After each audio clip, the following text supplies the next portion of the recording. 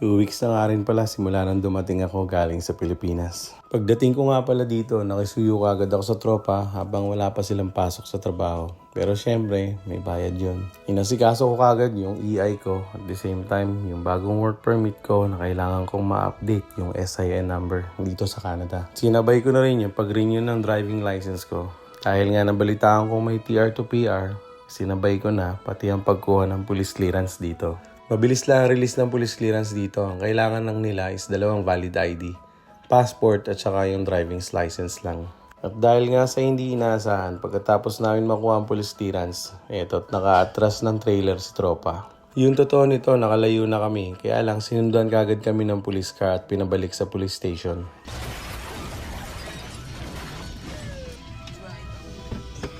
License registration? Oo. For sure. Registration line. Warning lang, no? Oo, wala naman. Nasusunod na mag-ganon. Huwag ba sa alis? Bakit? Nasa police yun. Tayo naman nagsabi. Oo. We are actually advised na we're good to go. Oo, sana pala sinabi mo. Eto nga, at pati ang misis ko kailangan na rin mag-update ng driving license niya. At this stage, hindi talaga kami nagsayang ng oras kasi wala na kaming ibang pakikiusapan. Susunod na mga araw, mga busy na sila. Dito sa lugar namin, wala pa talagang mga transportation na pang-public. Katulad ng bus, ng taxi, at ng train, wala pa. Kahit malay mo, it's time to get another car. Along the way, nakakita nga pala kami ng 2 kotse na for sale. Sa loob ng 2 linggo, talagang inatake kami lahat ng trangkaso. Ang hirap makisuyo, lalo na kung walang pang transportation. Hindi kami makabili ng gamot. Lahat na mga kakilala naman namin, naka-duty sa work. Dito nga at nakapag-decide na kaming mag-asawa na magkape muna sa Toyota. Nag-start na nga pala kami mag-inquire kung paano ulit kami kumuha ng bagong sasakyan. Dahil nga sa history na nag-voluntarily surrender ako ng sasakyan ang naalala ninyo. Eto at na-revoke ka agad ang aking application. So mabilis ka agad nila nakita yung pag-surrender ko at risk daw yon para sa kanila. So meaning talagang bad record na yung credit ko. At hindi nga sa kalayuan, lumiwanag ang sign ng letter H ng Honda. Eto at binigyan kami ng bagong pag-asa.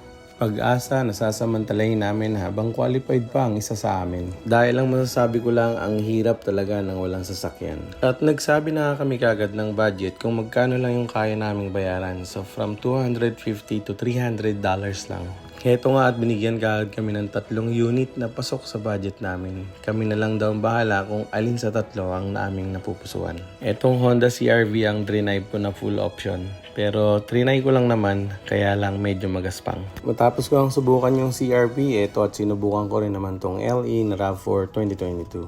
And super smooth, suabe. Mas maganda talaga ang Toyota. So medyo mas mataas to ng $20 by week compare sa CR-V pero worth it talaga ang Toyota. At sa experience ko, ang ganda talaga nito kumpara dun sa CR-V. Makalipas nga pala ang 3 days after ng bank verification at ma-approve na yung misis ko dito sa Toyota RAV4 ito at nakaready na siya for pick-up. Meron siyang 1-year warranty sa tires tsaka sa mugs. Tapos meron din siyang 40,000 km na warranty na pwede mong dalhin sa mismong dealer yung sasakyan para paayos mo for free.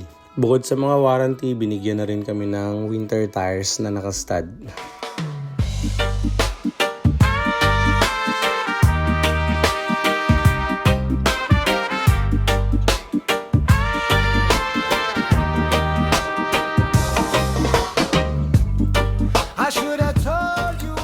Matapos nga lahat ng paliwanag ni Mr. Carmen, lahat ng mga function nitong RAV4, so we're willing to go home na together with our new Snow. Sobrang approachable lang nito ni Mr. Carmen and lahat ino-offer niya at the same time, hinahanapan niya talaga ng way para magkaroon ng vehicle yung mga customer niya. Siguro para din sa kanya yon at the same time is makatulong sa mga family na sobrang hirap pagdating sa transportation dito sa New Brunswick.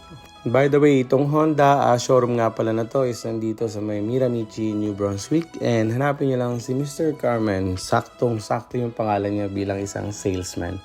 And sobrang approachable at hindi siya mahirap pakiusapan. So, let him help you. So, sa lahat ng mga gustong kumuha ng sasakyan, reach this guy. Salamat po.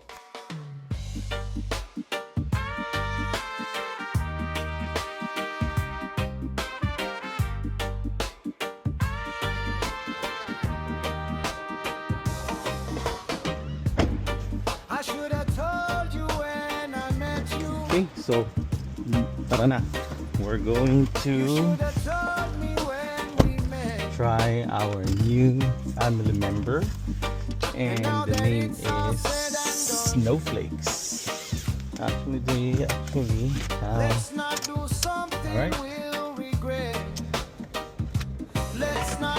The name was given by mommy, and the name is Snowflakes. Alright, so here we go.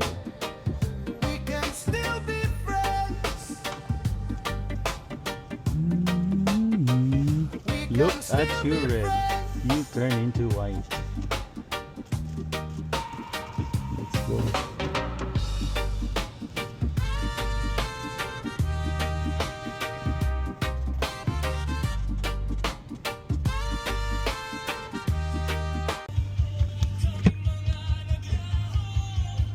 Ba't nila? Hindi ba tayo kita? Ayan na. Kita. Ay, hindi nga tayo kita. Hindi nga tayo kita.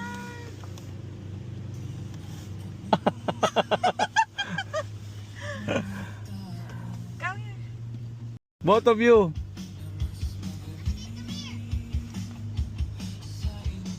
Mag-sleeper!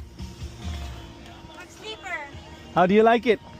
Cool. Come here. It looks cool. I can't. I'm on barefoot. Come here.